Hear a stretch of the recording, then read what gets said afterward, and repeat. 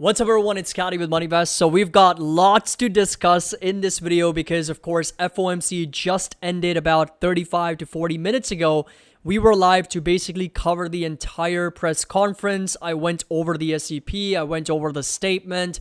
A lot was discussed and a lot of questions were answered by Jerome Powell. So in one of my other videos, I will be going over everything that Jerome Powell said about the economy, about interest rates, about inflation, about unemployment, everything we're going to talk about in more detail in one of my other videos where we're going to dedicate that video to Jerome Powell's press conference. But in this video, of course, I'm going to give you a little bit of a market update, talk about what Federal Reserve actually did and what they did not do, and of course, going over the summary of economic projections as well. So hope you guys enjoy this video and find it helpful. If you do, make sure that you drop a like. Don't forget to subscribe to the channel.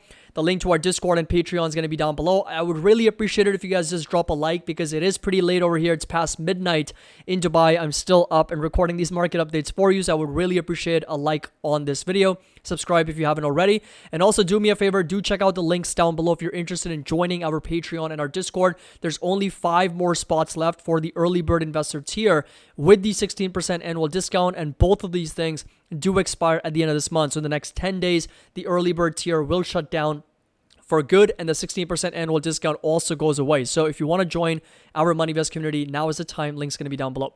So first things first, let's talk a little bit about what we expected and what did we get, right? The markets obviously sold off pretty aggressively. So this right here is the NASDAQ dropping over 1.5%. Right, so that's a pretty sizable decline, and the S&P 500 here down almost 1%, and the Dow Jones also rotated back lower. It was the only index that was barely green on the day, but ended up dropping over 76 points, down a little bit over 22 basis points, with the 10-year yields moving higher a little bit over 60 basis points, back up to almost 4.4%. So market selling off, yields pushing higher. What really happened, right? So these were the things that we were focusing on. I actually did a video on this. I mentioned if we get a combination of these things, then the market's obviously going to be bullish, bearish, or neutral. And well, guess what? We got it exactly right to the T, because the first thing that we were looking for was a rate decision. The Federal Reserve did not decide to hike interest rates, right? As expected, over 99% probability, no hike. As expected, neutral reaction. Second thing, 2023 guidance. I'm going to go over the SEP in just a minute, but when it comes to the guidance for 2023, as expected, the Federal Reserve reiterated that they are going to potentially raise interest rates by one more time. In other words, 25 basis points still yet to come. At least that's what they're penciling in. As expected, neutral market reaction. Now, if you come over to the guidance of 2024, and this is where things get a little interesting and something that I discussed in my previous video, I mentioned if the guidance in 2024 shows even one or more rate hikes, that would be unexpected, or I specifically put this or section here because I knew that the Federal Reserve was going to do something, right? They were going to play games, and I put in, or if they do less than 3 rate cuts in 2024, right? They had 4 rate cuts. I had a feeling that they were going to play around with the rate cuts, given how strong the economy was or is right now and how strong the labor market is. Well, guess what? Fewer than 3 rate cuts. Now they're pricing in 2, which I'll go over in just a minute in 2024. And it was unexpected. So that was a bearish reaction from the market. That's exactly what we got from the NASDAQ, the S&P, and the Dow. So again, we talked about it, earlier this week. These were the expectations. We got neutral, and bang on the bearish, right on the head with the NASDAQ, S&P, and the Dow selling off.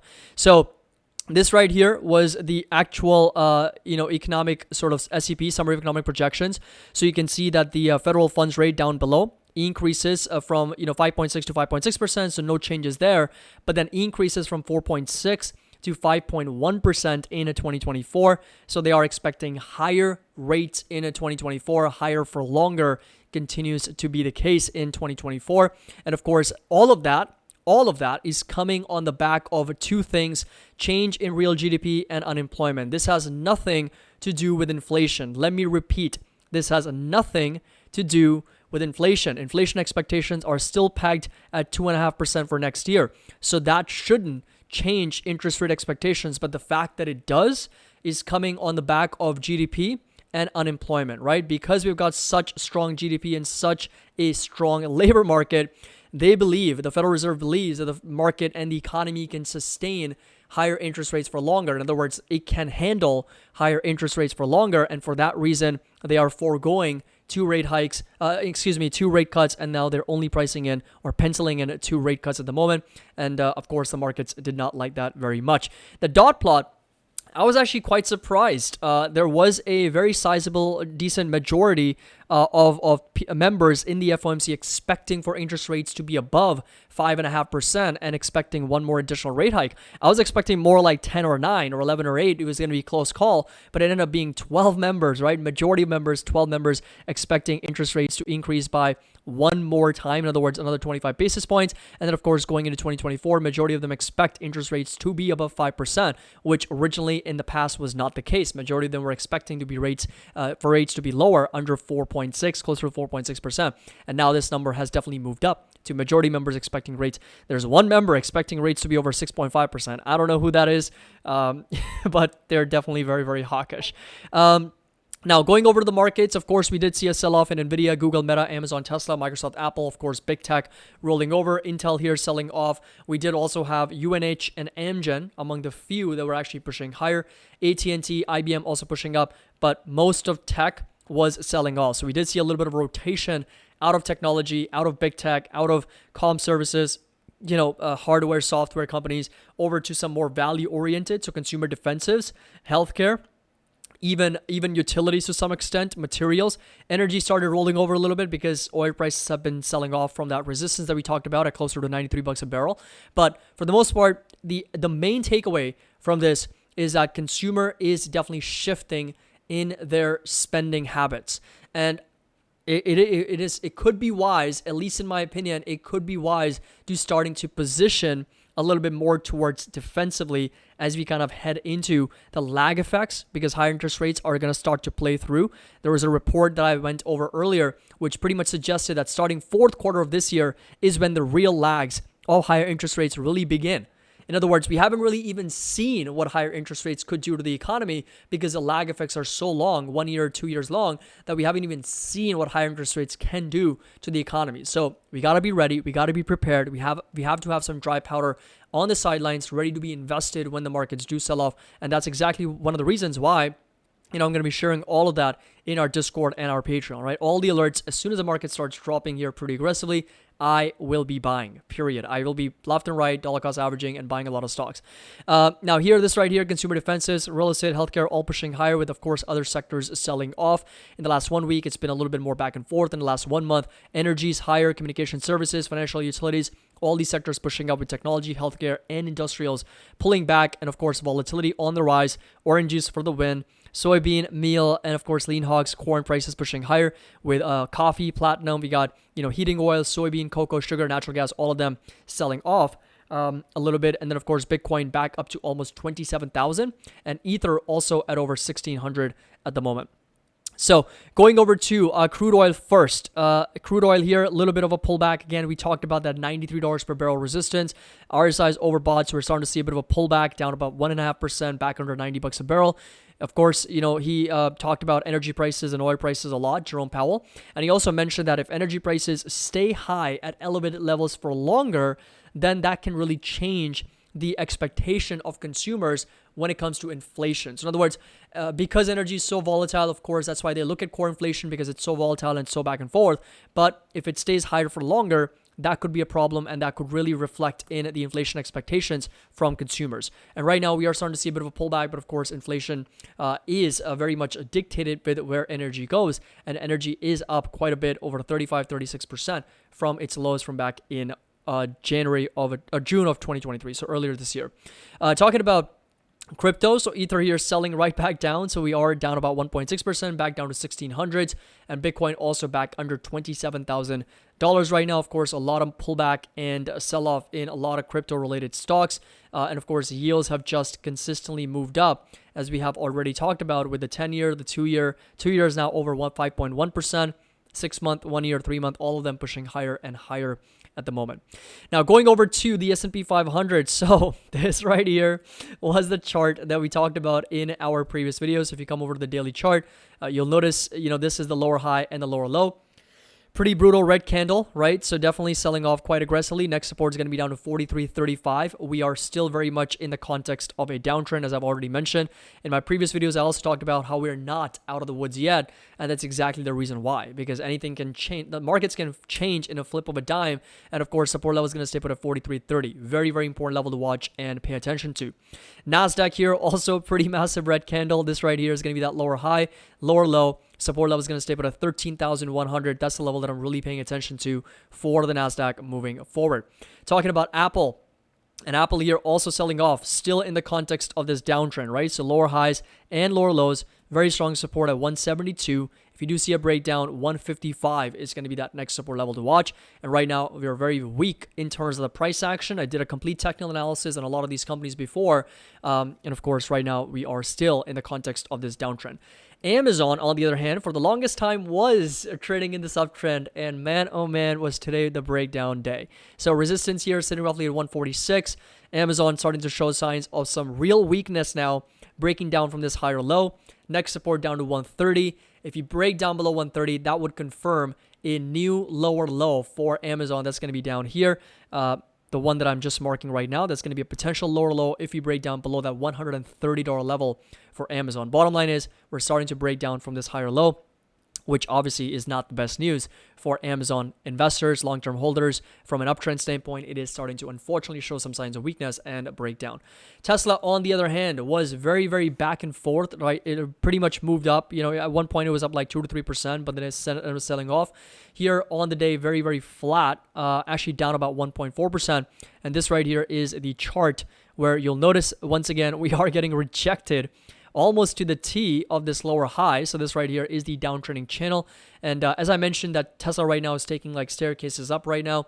So it pushes up, consolidates sideways, pushes up, consolidates sideways. And right now we are at that lower high for Tesla, and support level is going to stay roughly at $260, all the way down to as low as $242, all the way down to inside this green rectangle. So those are going to be some levels to watch for Tesla. I'm still a buyer in the 150s and still trading options at the moment for Tesla as well. Talking a little bit about NVIDIA. And NVIDIA here down almost 3%. As I mentioned in my previous videos, I think $400 is screaming for NVIDIA right now. It's just trying to pull it down to $400, and I think that's going to be the support level where it settles at the moment. So that's going to be that support level to pay attention to for NVIDIA, and resistance is going to stay put roughly around $500 per share. So that's going to be that level of resistance. Of course, we do have a negative divergence forming, RSI is coming down, MACD is coming down. So it's not a surprise that NVIDIA also is starting to roll over a little bit, as FOMC came out today and suggested for one potential rate hike here left and fewer rate cuts next year. But this right here is the massive gap in the 350s NVIDIA's left that may or may not get filled eventually. Most gaps do get filled, but it's NVIDIA, right? You never know. So support level next is going to be in the low 400s, kind of in line with this previous levels of support for this company.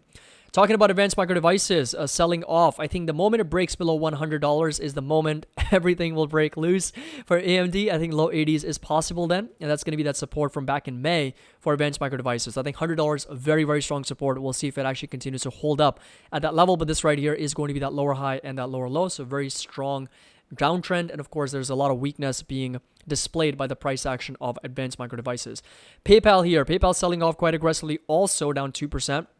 Next support, of course, is going to be in the $57, $50 range. So that's going to be that support. Resistance we've already talked about in the $67, $60. It hasn't really done anything except for go sideways. So it's been trading in that range for a very long time. So again, gap to fill, resistance to fill, $69, $70 support at roughly around $57, $58. Square, I talked about this in my live stream. Unfortunately, it's been on this aggressive sell-off, down over 4.5%. And the next support is going to be down to $34. I've never really liked Square from a long-term perspective, which is one of the reasons I've never really invested in this company from a long-term standpoint. But from a trading standpoint, of course, it's coming down, oversold very, very much. And next support is going to be $34 to $35 per share. And it only makes that swing trading opportunity even better for the future, the lower it gets, right? Of course, this one breaking down below huge support, very, very strong support. In fact, it's hitting a 3-year low right now. So next support is going to be $34 to $35. Talking about Meta platforms, and Meta here also selling off, but still managing to close above 299. So this right here was that support level that we talked about, although after hours it is down back under 299. So if you do see a breakdown below this, next support is going to be all the way down to $257 per share. That's going to be a confluence of both that lower low and the horizontal support as well. But right now, you can see that we are very much in a little bit of a downtrend formation with these lower highs coming in. And of course, these lower lows also forming for Meta. So there is a very clear downtrend and signs of weakness being displayed by Meta platforms as well.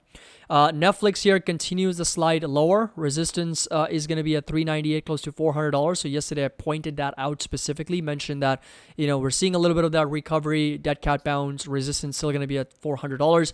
In fact, today we got rejected at $397.99, right? What are the odds? Support level is going to stay roughly at around $380. That's going to be an area of support and demand for Netflix.